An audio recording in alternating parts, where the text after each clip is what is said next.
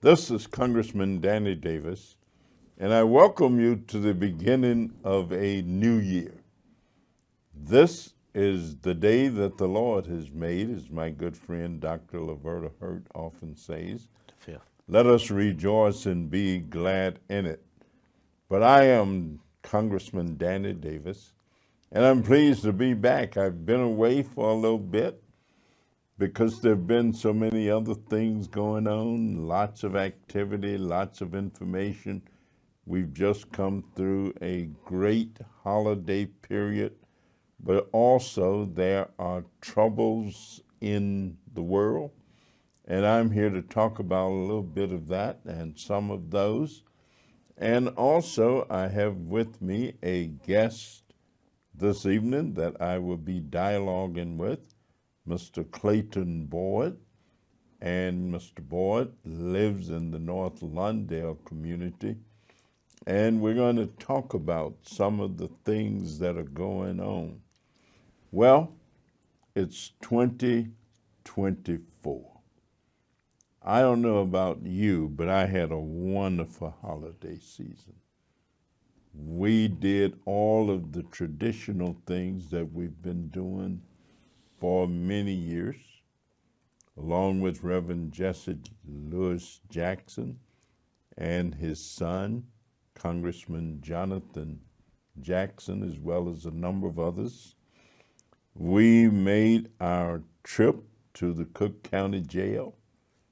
I remember we were in the Cook County Jail 41 years ago. And when Harold Washington was a candidate for mayor, we convinced Harold to go out to the jail, and some of his staff didn't like it. They didn't think he should have gone. And of course, some newspapers also took a little hit at him. They didn't think he should have gone. But for the last 41 years, I have gone to the Cook County Jail on Christmas Day. And we've gone to take a message of goodwill and a message of hope and a message of possibility to those individuals who are detained at that time. And we did our usual. We did not make it to the juvenile detention center that is run by the state of Illinois for boys. They had a little illness and we were not able to, but we did make it to the Walls shelter. And we want to thank Mr. Jerome Jones, JJ. He, although was sick, had the regular group of new coats and jackets that he has been given to us every Christmas for at least 25, 30 years. Just every time the year rolls around. So it was good to see all of the different organizations and groups who were giving away hams and turkeys and inviting people to do things. And so remembering is good for the soul. Mr. Boyd, let me ask you, what do you remember about the holiday period this year that either intrigued you, made you feel good, or you just remember anyway? Well, one thing that touched me deeply, and it was kind of good because we had a senior luncheon, and it seemed like it was the coldest day of the year. And seniors caught trains, buses, vehicles, and they were delighted. And what was surprising to me is they would actually come out when the weather was like so bad, on a train, on a bus. And that just showed me that they have a lot of respect for our congressman. and a lot of appreciation for our congressman. Because I don't think I would have came out that day. But that's something that touched me and I remember for the holiday. See? Well, seniors, just because people might be up in age a little bit, that does not keep them from being engaged, involved. Many of the people at church on Sunday, for example, are seniors. They often have special places where they sit. And this is the section where the people on the Mother's Board or the Jubilee group or the whatever group sit. But looking after seniors, I think, is very important. And yes, seniors are an integral part of our community, but also an integral part of our society. And that's one of the reasons why we have to fight so hard and work so hard to make sure that nothing happens to Social Security.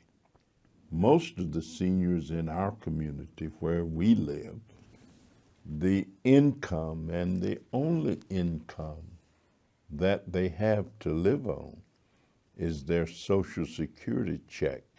And so if anything was to happen, and we know that there are people trying to mess around with Social Security and trying to privatize it and trying to change it and do things with it. And that's why I always say that Social Security is sacrosanct. Let nothing happen to Social Security. I mean, Social Security, Medicare, Medicaid, if those three types of benefits were not available for low and moderate income people, oh my goodness, where would this country be? For example, many of the people who live in nursing homes, that has to be paid for. People who are ill, when they reach certain ages, that has to be paid for. And so in our country, once you reach senior status, you are eligible for Medicare. You're eligible for Medicare once you reach that age. And so protecting seniors, protecting the benefits, protecting workers. Now it's unfortunate that about half of the seniors in our community only get about half of what Social Security beneficiaries across the country get. That is, the average Social Security check in our community is really about $10,000 a year, give or take. There are some people who don't even get 10,000. Some people get 9,000, 8,000, whatever.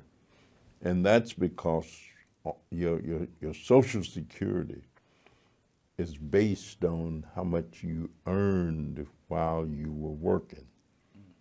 And so if you was not earning a great deal, if you were working in low-paying jobs, then you didn't earn as much. Your Social Security check is not what others might be. And that's why we have to do everything in our power to not only make sure that Social Security benefits continue to flow, but also that we have senior housing, that we also have SNAP benefits, that we also have different ways of caring for and helping to care for senior citizens. Since we're talking about that everything that goes on impacts our lives. Let me just ask you as a layperson, are you aware of the war that is taking place in Gaza, in the Middle East right now? Yes, and it's kind of disturbing because I truthfully don't know who is doing what. I mean, one side say Israel just went berserk, just blowing up anything and everything. You know, and the other ones say that Hamas is doing it, coming from under the ground, attacking.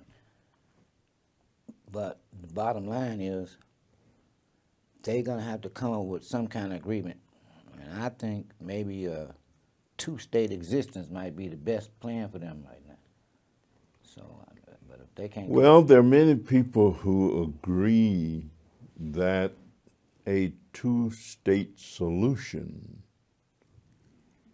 ought to be created in such a way that two different population groups and two different entities can coexist in peace and harmony. And achieving peace is very difficult. As a matter of fact, we have a war going on in Ukraine where the Russians have invaded Ukraine, and we have many Ukrainians living in Chicago, and especially in what is known as the 7th Congressional District. If you go over by Western Avenue and Chicago Avenue, Ukrainian Village is a whole community of people of Ukrainian heritage. Chicago is a city that kind of grew up and developed with people living in ethnic enclaves.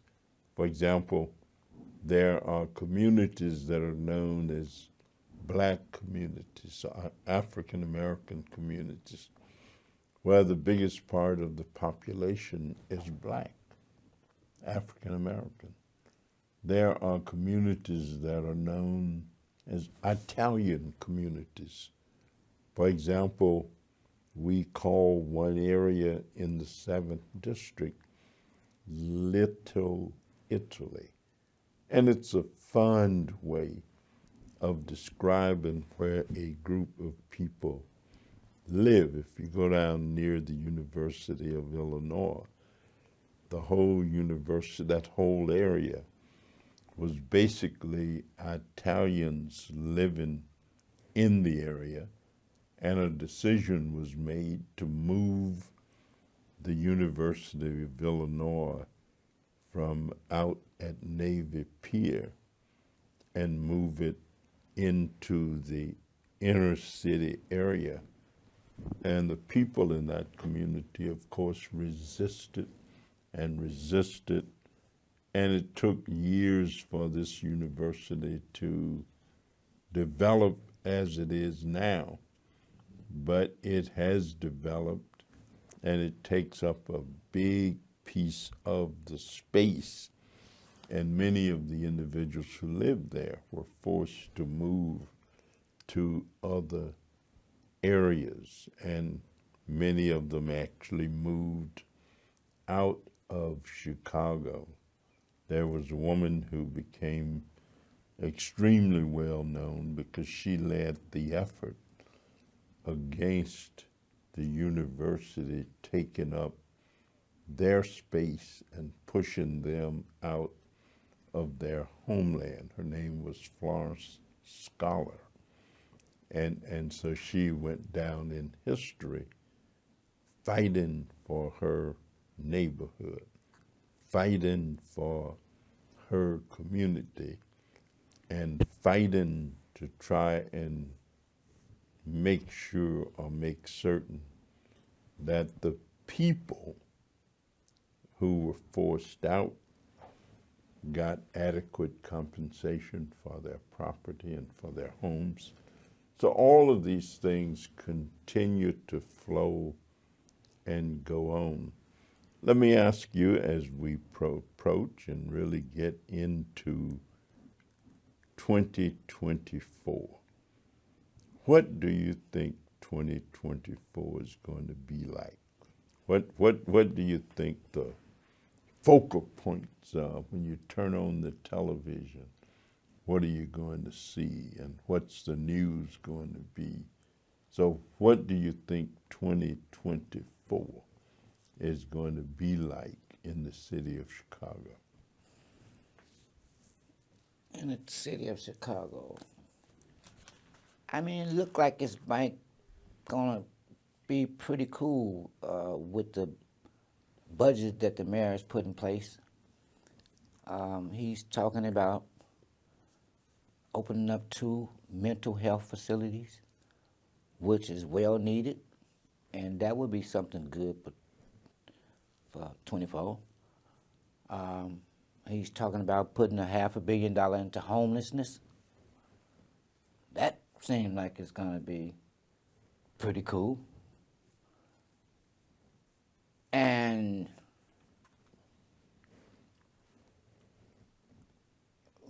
it's going to be a pretty good election season. And I think that is going to be healthy. More people can get educated pertaining to what's going on. Well, you mentioned all this money. Where do you think the mayor's going to get this money from? Well, I think That it's he's coming going to from be spending to open up some new health. the money health is actually centers. coming from the federal government, the U.S. House, Congress. Well, Pass it on to the state and pass it on down. well, I'm not sure that's exactly the way it's going to work and the way it works. Okay. All of the money comes from the people. Okay. Some of it the city collects and is able to keep and use. Okay. Some of it the state collects and is able to keep and use. Some of it the federal government collects and is able to keep and spread out among all the 50 states, all of the other territories that we own, all of the other countries that we support, all of the different things that we do. And so different units of government are different taxing bodies. For example, the federal government takes money out of your paycheck and out of just about everybody else's paycheck. That's the federal money. Income tax. You earn money, you pay a tax on the money that you earn. But if you own property in Chicago, you pay real estate tax. The county decides how much real estate tax your property is worth. The city collects that money. The real estate money goes to the city of Chicago. Some of it, and then some of it goes to the Board of Education. Some of it goes to Cook County government. It's right on your tax bill. As a matter of fact, it tells you where the money is going. So the city has to take its money. The mayor has to make sure that he's got enough money to do those things that you say he was going to do. Of course, you collect a little bit of money from fees and traffic tickets and all of those things. That adds up to a fair amount. But the real base It's the of the property money tax. is from property taxes, from taxation, all kinds of property tax. So I hope you're right when you say you think it's going to be a great year and that the mayor's going to be able to do all of those things that he talked about. Do you have any personal goals for the year 2024?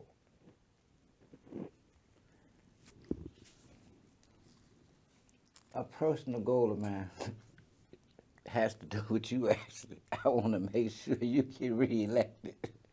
And that's one of my most important goals right now. Well, I mean, I'm certainly going to be trying to make sure that happens. And I don't think that would be a bad thing for the people of the city of Chicago. As a matter of fact, I think it would be a good thing. But our time is about up. So let me thank our viewing audience for looking, listening, and watching. Let me thank you for joining me this early evening. But let me wish for all of those out there in TV land, let me wish for you a very happy and prosperous as well as peaceful New Year. And when we think of peace, let us remember something that President John Kennedy used to say, and that is that peace is not found only in treaties, covenants, and charters, but in the hearts of men. And if he was alive today, I think he'd say, in the hearts of men and women. So have a peaceful 2024 and do everything that you can possibly do to try and make it happen. Thank you so much. It's been good being with you, and I look forward to seeing you again next week at the same place and same time. So long. Have a good night.